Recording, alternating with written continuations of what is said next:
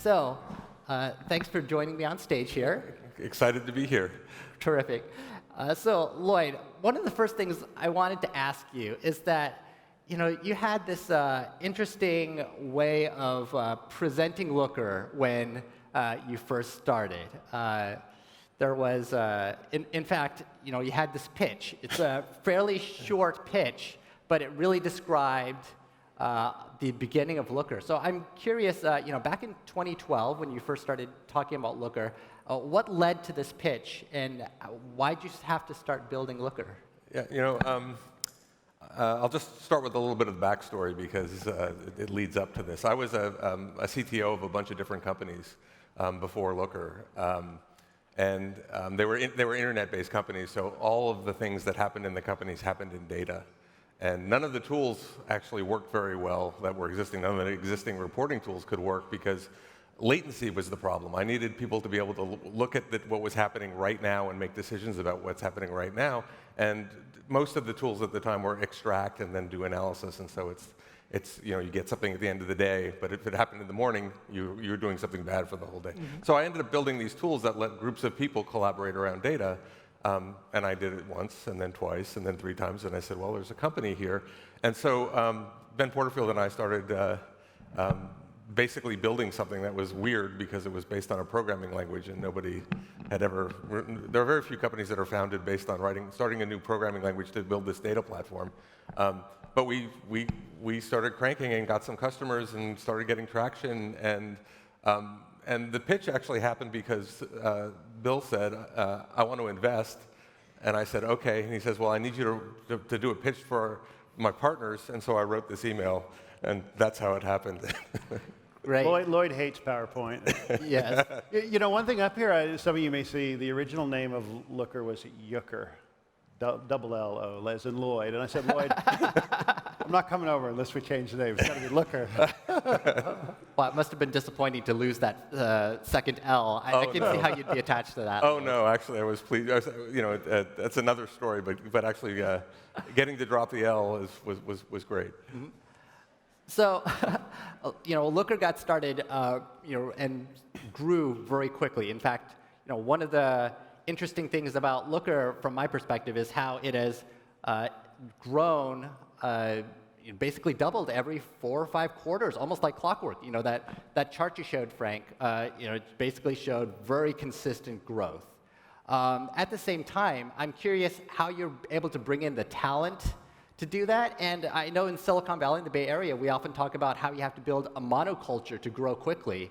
But when I look at Looker, it's perhaps not perfect, but definitely more diverse than I tend to see in most companies. How do you think about those challenges?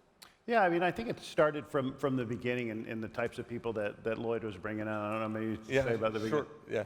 Yeah. Looker was trying to teach this world a new programming language, right? That's the core of what we do. And so we had to bring on people who were great teachers and create a safe learning environment and a safe teaching environment for everybody. And we would teach it. We have this value, which is love Looker, love, which is the philosophy of that is make our customers successful and then we'll be successful. And so there's an archetype of person that we're looking for that is service oriented and is looking to make others successful. And so for the first 400 people, Frank and I interviewed everybody, and then. Yeah. Yeah. I think the diversity question is a great question. And, I think at the core of Looker's culture, I think from the very beginning, right, it had a very inclusive, personality. And I think that's the flip side of diversity. Like you have to have this idea of inclusion as core to the thing. Now, as far as diversity goes, we sucked. I think that was my personal failure as a leader. Like, I thought that, San Francisco Bay Area, Santa Cruz, where we're based, progressive, we listen to NPR, like it'll take care of itself. And that does not happen. Like, that is the failure of tech. And I think it wasn't until I was really convinced, like we had to have, this was probably 2 or 3 years ago, we had to have formal programs. We had to understand the data. We had to do, we had to survey. We had to, really look at our recruiting processes, where we were recruiting. Down in Santa Cruz, we have great access, to the Central Coast, where there weren't a lot of people recruiting out of, Cal State, Monterey Bay, places like that. So it wasn't until we built really significant programs around it that anything started to happen. I mean, good thoughts does not cut it on that one. Mm-hmm. Yeah, but obviously you have titles like the Vice President of Department of Customer Love. Yeah, you definitely think about Margaret, what is that? Yeah. And when you look at that C-level, C-office, C-suite now, it's not just, frankly, people who look, like you in the mirror. Thank God for that. Terrific. So now we have this extremely successful company. Having moved, now you're over 1,000 employees, and now you are in the process of being acquired by Google. I know you hinted at this before, Frank, but why Google? Obviously, they have a lot of smart people. I don't know if they make time to shred quite as much as Looker do, but they obviously have a great culture. What are the opportunities that you see there? Yeah, I think when you look at an acquisition, that's always a big decision point in any venture-backed company's, progression.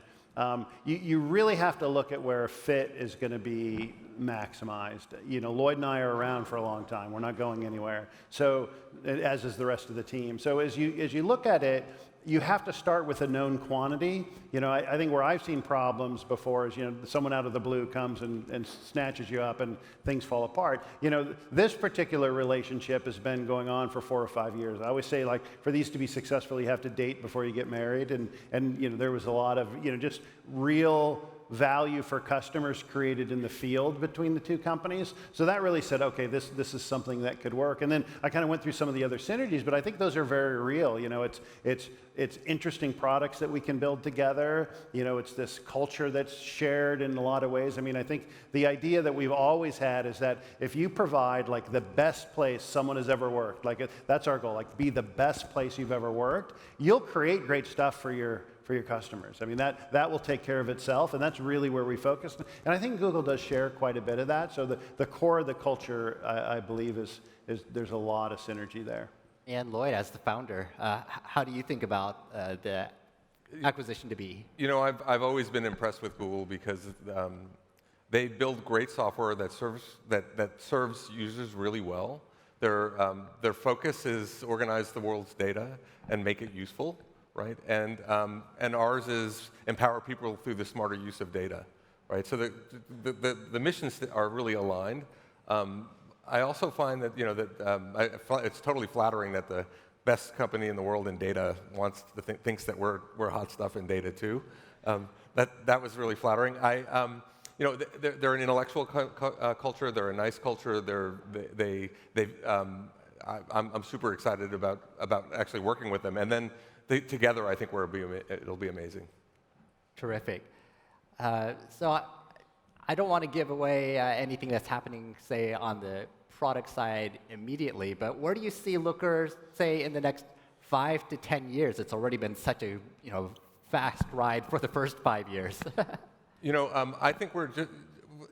Looker is so different than everything else in the market. We get lumped in with BI a lot, but we're very hard to describe because we sit in the middle of a lot of things, and the BI is the thing that surfaces that you can see that it's like, but we're the thing that connects to all the data, and one of the most important things that we do is we connect to it where it sits so there's no latency. I think one of the things that people most miss about data is that in order for data to be useful, it has to be very low latency. So if it's, the example I'll give is when I was younger, in the newspaper, in the business section, they published the stock open, close, and high for the day. Right. It was like in the newspaper, there was this report every day that showed up. And the stock traders spent all this money to get these specialized terminals to get real-time quotes so that they could have an advantage in trading, right? And so the real-time access to data is an advantage over the report. And most tools make a report against old data. And Looker, since it sits on the data, gives you real-time access, which gives you tremendous advantage with data. And we connect to all of these different sources. Actually being able to operate in real time and react in real time is what makes people successful with data. And our architecture supports that, and we have so much to build out related to that. And the stuff that you're going to see today that we're building on to it so that you can actually, that there's a simplification of access to governed data, which is what the Looker platform is. And then all the things you can build on that are pretty fascinating. So I'm so bullish. There's so much we have to do. A lot I can't talk about, but. Great. Frank, I'm curious, anything to add to that? Yeah, I think that as we look at how far we've come, it really goes to this idea of much more direct access to information. I remember the first time I saw Looker, Lloyd showed it to me in a coffee shop called Verve in Santa Cruz, and I said, "What's underneath this? Like, what memory store did you build? What was your calling?" He's like, "No, that's not what I did. I built this abstraction layer that could look at any database and make it into this, sort of analytic schema and on the fly." And I said, "That's what like Mike Olson at Cloudera was talking about. That's what this whole schema on read thing in big data was all about." And what Looker was, like if you think about it in data terms, was this tool to do ELT. Everyone was talking about, sort of ELT instead of ETL and doing transformation later in the workflow. And that gave you much more real access to data because you weren't moving it around and you could change the whole data pipeline. And I just think that's really, it was the original vision of Lloyd. I mean, if you looked at that email, that's what it was talking about. Right, that ELT, that Agile transform made you very hard to analyze, quite frankly, 5 or 6 years ago. Exactly. We've talked about how you were basically a market of one at the time and had to build it from scratch. Great, so that's definitely something to look forward to. Finally, both of you have made some interesting technology bets throughout your career. Frankly, if you in the audience had followed the same trends that Frank and Lloyd have, say, over the past decade, not only would you be on top of data, but analytics, customer service and customer engagement, online content. There's a lot of areas that they've been on the cutting edge of. And I'm curious, what do you see next from a technology perspective? It's a really tough question.